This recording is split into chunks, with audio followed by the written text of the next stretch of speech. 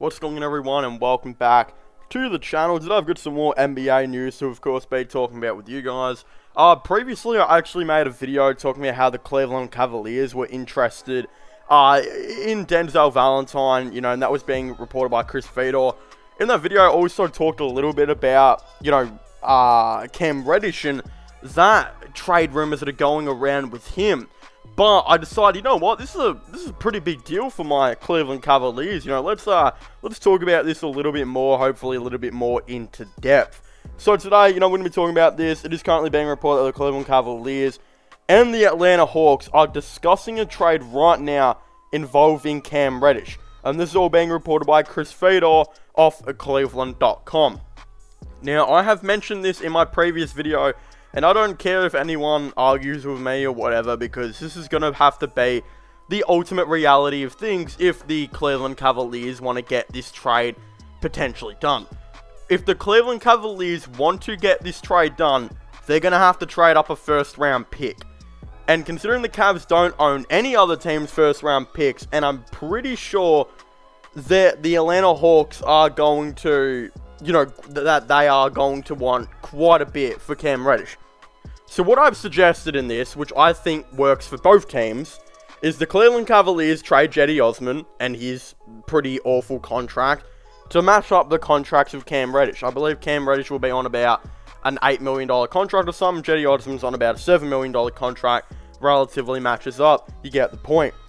But then on top of that, because the Cavs are getting rid of Cedi Osman's terrible contract and the terrible player, and for a good player in Cam Reddish, I think you're going to have to trade up a first round pick. And in my opinion, they're going to be trading the 2023 first round pick unprotected. Now, you might be like, why would the Cleveland Cavaliers do that? They're trash. That pick's probably going to be really good.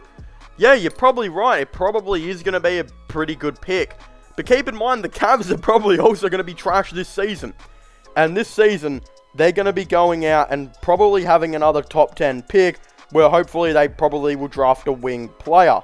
Then, once they get rid of Kevin Love, get rid of Cedi Osman, do this and that, they're going to have quite a bit of money to go into free agency, and of course, sign some players. So the way I see it is, the Cavs are going to do this and that. They're going to continue with this young core. And let's just say they trade for Cam Reddish, right?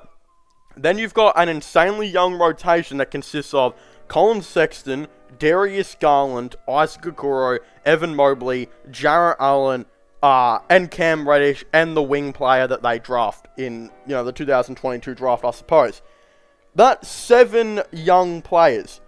Then, considering I believe they'll have, probably up to $50 million in free agency cap, I think you go out and you sign, 3 insane role players to come on this team, and then hope that Darius Garland becomes a star. I know we all know he can, and hope that Evan Mobley becomes a potential star, and that Cam Reddish maybe develops into one as well.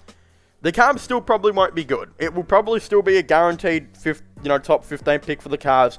And if the Cavs have the injury issues like they always do, and continue to suck for some reason, there's a chance the Hawks get a top 5 pick. But there's also a chance that they get pick 12 or something like that, which I still think the Hawks would be pretty happy about, considering Cam Reddish, they're trying to trade right now because I don't want to have to, extend him for big amount of money very, very soon. And he's going to be wanting that, and he's going to be wanting a quality chance on a good team.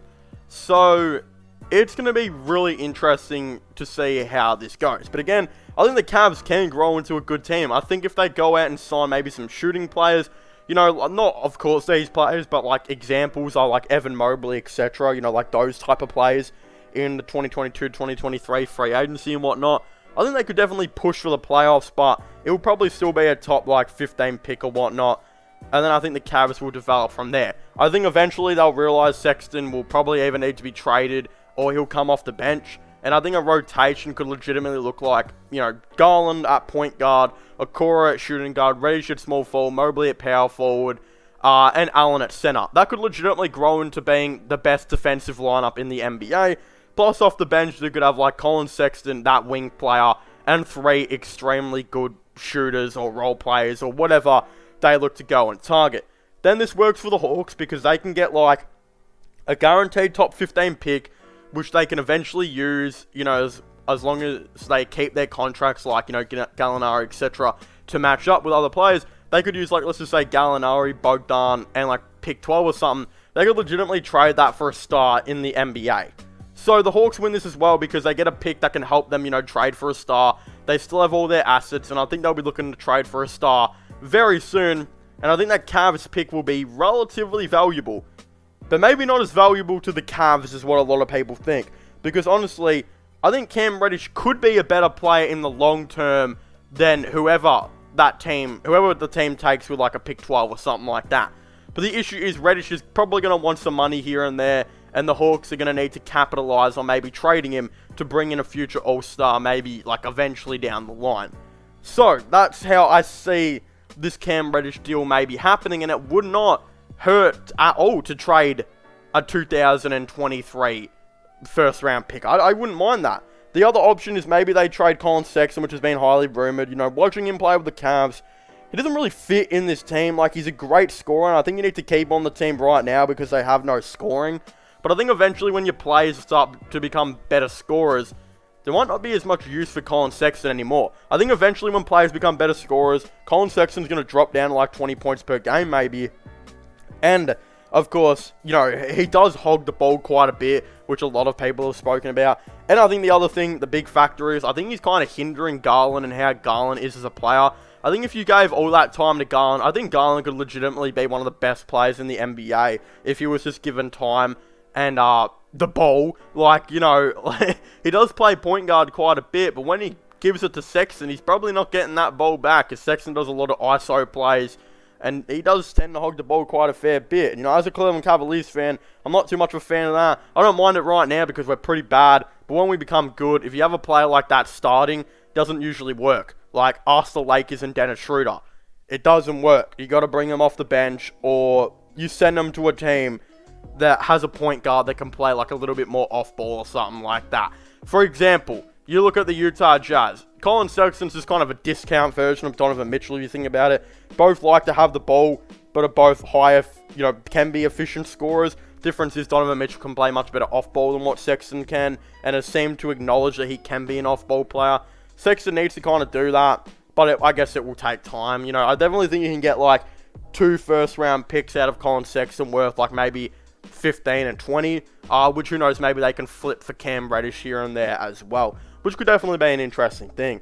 But of course, if you haven't already, please make sure to leave a like and subscribe to the channel for all the latest NBA content and NBA news. Of course, don't forget to subscribe to my gaming channel and my IRL/long channel. Don't forget to check out my podcast as well, if you haven't already, which I will all be linking in the description down below. But of course, don't forget to just comment your thoughts and opinions on, you know, how you guys think a Cam Reddish partnership with the Cleveland Cavaliers would go. Should the Hawks trade him? What should the Cavs do? Of course, I definitely would really like to know your thoughts and opinions. But as I was saying, make sure to leave a like, subscribe, and comment, and I'll see you guys next time. Goodbye.